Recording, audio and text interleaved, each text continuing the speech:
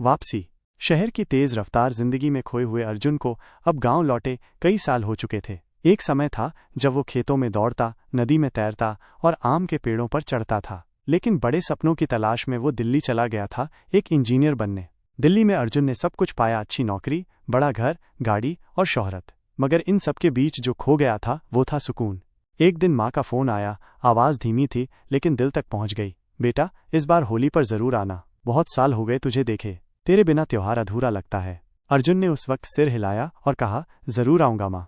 होली से एक दिन पहले वो गांव पहुंचा। स्टेशन से निकलते ही मिट्टी की खुशबू, ठंडी हवा और चिड़ियों की चहचहाहट ने उसे जकड़ लिया। सड़कें वैसी ही थीं, पेड़ अब थोड़े बूढ़े हो चले थे, लेकिन माँ के चेहरे की मुस्कान वही पुरानी थी, सच्ची और गहरी। गांव के लोग उसे देखकर बहुत खुश हुए। वो बचपन की गलियों में घूमता रहा, स्कूल के पास गया जहां मास्टर जी अब भी बच्चों को पढ़ा रहे थे।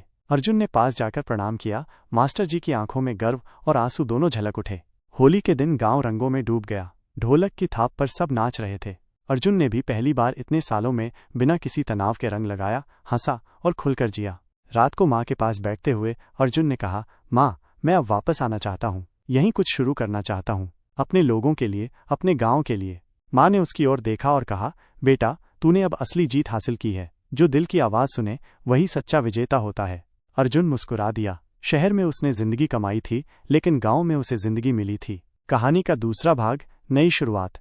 अर्जुन ने जब माँ से कहा कि वो गांव लौटना चाहता है तो पूरे घर में एक अलग सी रौनक फैल गई। लेकिन गांव में रहना उतना आसान नहीं था जितना वो सोच कर आया था। अगले ही दिन अर्जुन ने गांव के पुराने स्कूल का दौरा किया। दीवारें टूटी हुई थीं, बच्चों के पास किताबें नहीं थीं और मास्टर जी अकेले ही 5 कक्षाओं को संभाल रहे थे। अर्जुन को भीतर से झटका लगा, इतना समय बीत गया और ये हाल है।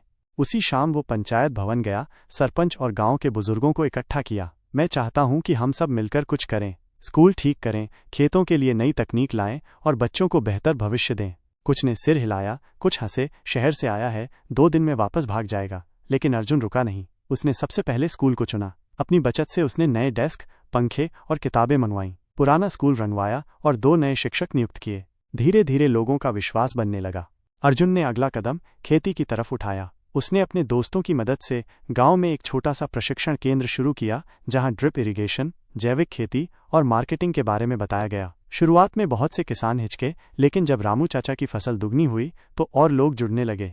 1 साल बीत गया। गांव अब बदलने लगा था। बच्चे अब स्कूल में मुस्कराते थे, किसान अब फोन पर मंडी के भाव देखते थे और गांव की औरतें सिलाई और कढ़ाई का काम करके खुद कमा रही थीं। होली फिर आई। इस बार गांव ने अर्जुन के लिए अलग ही रंगों से त्योहार मनाया। सरपंच ने अर्जुन को मंच पर बुलाया और कहा, आज इस गांव को अगर किसी पर गर्व है तो वो है हमारा बेटा अर्जुन। शहर जाकर कोई बड़ा आदमी बनना आसान है, लेकिन अपने गांव लौटकर बड़ा काम करना, वो असल मायने में महानता है। अर्जुन ने भीड़ की तरफ देखा। वही चेहरे जो कभी अनजान लगे थे अब अपने से थे। उसकी आंखों में आंसू थे, लेकिन दिल में एक अटूट सुकून। ये अब सिर्फ वापसी नहीं थी, ये एक नई शुरुआत थी। कहानी का तीसरा भाग, बदलाव की लहर। अर्जुन की मेहनत अब सिर्फ गांव तक सीमित नहीं रही थी। उसकी कोशिशें आसपास के गांवों तक पहुंचने लगी थीं। लोग अब उसे इंजीनियर बाबू नहीं, बल्कि उम्मीद का दिया कहने लगे थे। एक दिन जिला अधिकारी गांव के दौरे पर आए। उन्होंने जब स्कूल, खेतों और महिलाओं के समूह को देखा तो दंग रह गए। आपने ये सब अकेले शुरू किया? अर्जुन मुस्कुराया, अकेले नहीं, सबके साथ मिलकर किया। बस शुरुआत मैंने की थी। जिला अधिकारी ने अर्जुन को जिला योजना समिति में विशेष आमंत्रित सदस्य बना दिया, जिससे उसकी बात बड़े स्तर पर सुनी जा सके। अब उसे वो मंच मिल गया था जहां से वो और दूर तक पहुंच सकता था। अर्जुन ने एक योजना बनाई, ग्राम उत्कर्ष मिशन। इस योजना का मकसद था हर गांव में शिक्षा, स्वच्छता, स्वास्थ्य और स्वरोजगार को पहुंचाना।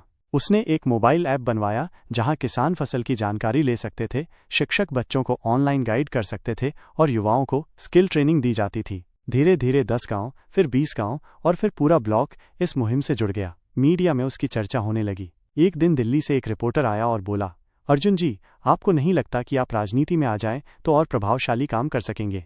अर्जुन कुछ पल चुप रहा, फिर कहा, मैं सत्ता नहीं, सेवा चाहता हूँ। मेरा रास्ता सीधे लोगों तक जाता है, किसी कुर्सी से नहीं। अर्जुन की इस सादगी ने लाखों दिलों को छू लिया। अब वो एक प्रेरणा बन गया था। कॉलेजों में उसके बारे में पढ़ाया जाने लगा और सरकार ने उसकी योजना को पूरे राज्य में लागू करने का निर्णय लिया। एक समय था जब अर्जुन अकेला लौटा था। आज हजारों अर्जुन उसकी राह पर चल पड़े थे। उसके गांव के बाहर अब एक बोर्ड लगा था, स्वागत है उस गांव में जहां बदलाव ने जन्म लिया। और उस बोर्ड के नीचे सिर्फ एक नाम लिखा था, अर्जुन। कहानी का अंतिम भाग, एक दीप, करोड़ों आशाएं। अर्जुन अब किसी पहचान का मोहताज नहीं था। गांव की मिट्टी से शुरू हुआ उसका सफर अब देश की सीमाओं को पार कर चुका था। ग्राम उत्कर्ष मिशन अब एक अंतर्राष्ट्रीय मॉडल बन चुका था और कई देश इसकी कार्यशैली को अपनाना चाहते थे। संयुक्त राष्ट्र यूनाइटेड नेशन से एक निमंत्रण आया, सतत विकास लक्ष्यों SDGs में आपके योगदान के लिए आप हमारे वैश्विक मंच पर आमंत्रित हैं।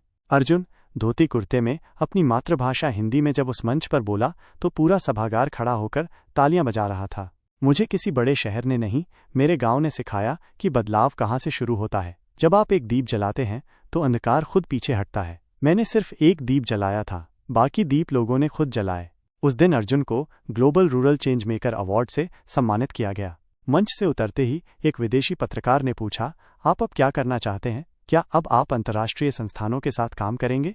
अर्जुन ने मुस्कुराते हुए कहा, मैं अब भी वहीं जाऊंगा जहां बिजली नहीं है, स्कूल नहीं है, पानी नहीं है, क्योंकि मेरे लिए असली मंच वो गांव है जहां अभी भी बदलाव की राह देखी जा रही है। गांव लौटने पर उसका स्वागत किसी उत्सव से कम नहीं था। बच्चे उसकी आंखों में सपना देखते थे, किसान उसमें समाधान देखते थे और माँ अब बस चुपचाप उसके माथे पर हाथ फेरती थी।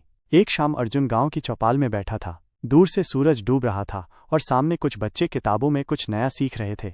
उसने मन ही मन कहा, अब सपना पूरा नहीं, जारी है। जब तक आखिरी गांव में रोशनी न पहुंचे तब तक ये दीप जलता रहेगा। कहानी खत्म नहीं हुई थी, अब ये एक आंदोलन बन चुकी थी।